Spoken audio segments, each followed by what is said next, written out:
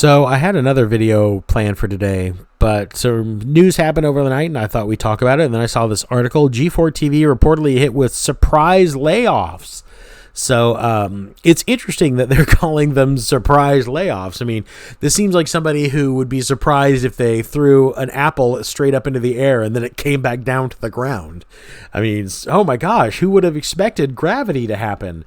So G4 is a troubled network that used to be a channel on cable and satellite television. It was went away after kind of the online gaming space took over and pretty much doing its job better than it was. And so they decided, after being gone for a number of years, to come back, try to relaunch as an online channel. And then after one of their hosts went on a really unhinged rant about her perception of sexism in gaming, the channel started hemorrhaging subscribers. Its viewership absolutely tanked and has remained tanked. And now it looks like it is toast. So it looks like it's going away.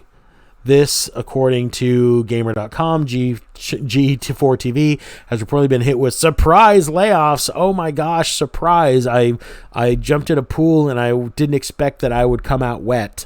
The talent allegedly coming in for programming, only to have it canceled, and then they're taken to HR individually. New reports suggest that between 20 and 30 employees have been laid off so far. G4 TV looks to be struggling financially, not even a year after the reboot looks to be. I mean, good Lord, I have videos that have more views than some of G4's videos, and G4 has a tremendous budget.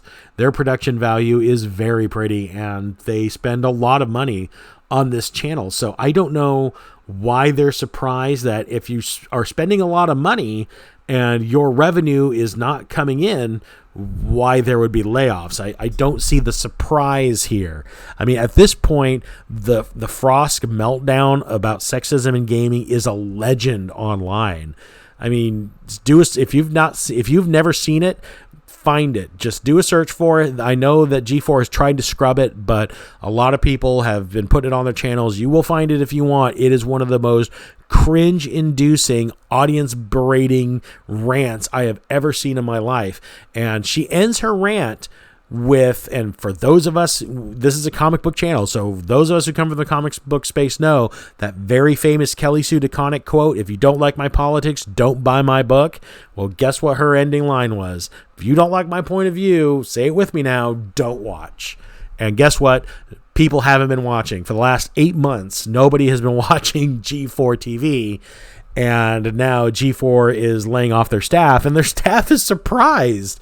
Oh my God! Kotaku is surprised that a studio that spent millions of dollars building themselves up only to bring in viewership, or less viewership than most kids who just have a blog are bringing in, are surprised when they're losing staff. This is absolutely amazing to me. So G4 is nothing less than a cautionary tale at this point on how to lose your audience. I mean, it is a masterclass on how not to succeed, because not only did you bring in a very radical host with some very strong views that she holds, but you let her go off script on the show. You let that go through. And not only that, I mean, she's not the biggest problem that or the only problem this channel has. I would say it's probably the biggest. I mean, if G4 was a ship that had a lot of leaks on it, that Frost Grant was the cannonball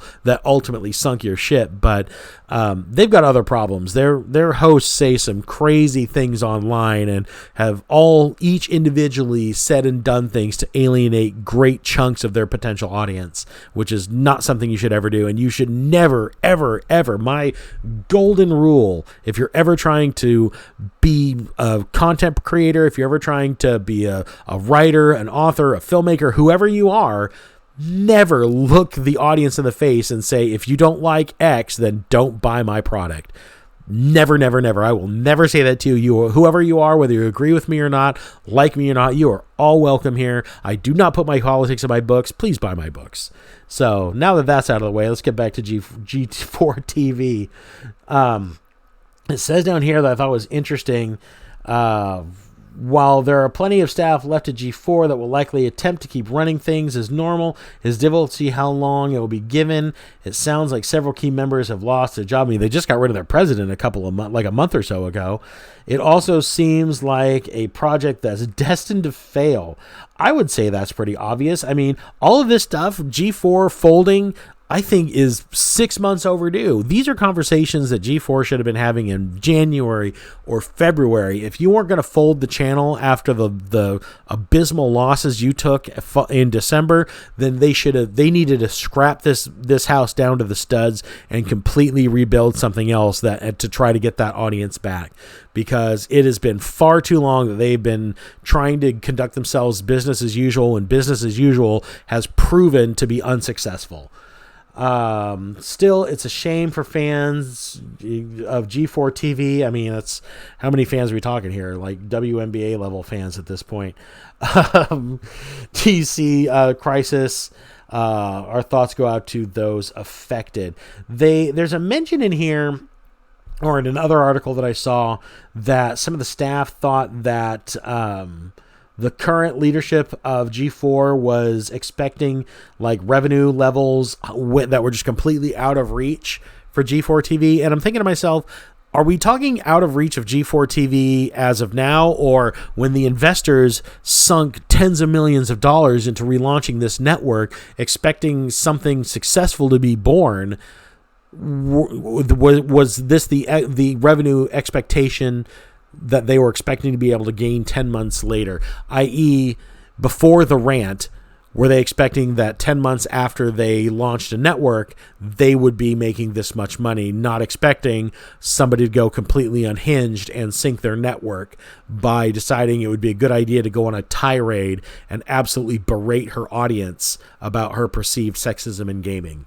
So, yeah, that's it. G4 is, if it's not toast, it is getting absolutely burned to ashes, and something new will take its place. So I don't know which it's going to be. It seems like it's probably toast. A lot of the employees seem to say it's toast. Even says here in the second paragraph, they cannot imagine the show continuing as normal without the people that were without the people that were allegedly laid off today.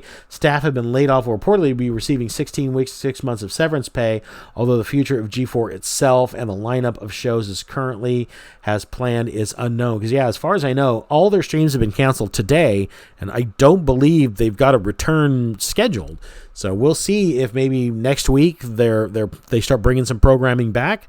I would honestly be surprised if all of their shows come back. I mean, it sounds like there's still somebody, living in that house. So some content will probably start trickling its way back. But yeah, I mean, if I were G4, like I said, these are steps I would have taken months ago. I think everything that G4 has been just continuing after last December till now has just been a waste of money and an exercise in futility. And it's kind of like one of those definition of insanity. If you do something and it fails, definition of insanity is you keep doing something, doing that exact same thing, expecting a different result, which is basically what G4 has been doing since the beginning of the year. So that's kind of my thoughts on that. I'd like to hear what you guys have to say. Are you surprised? Are you as surprised as this article is that G4 is having trouble and probably going under, and we're just witnessing its death? It's like death throes right now.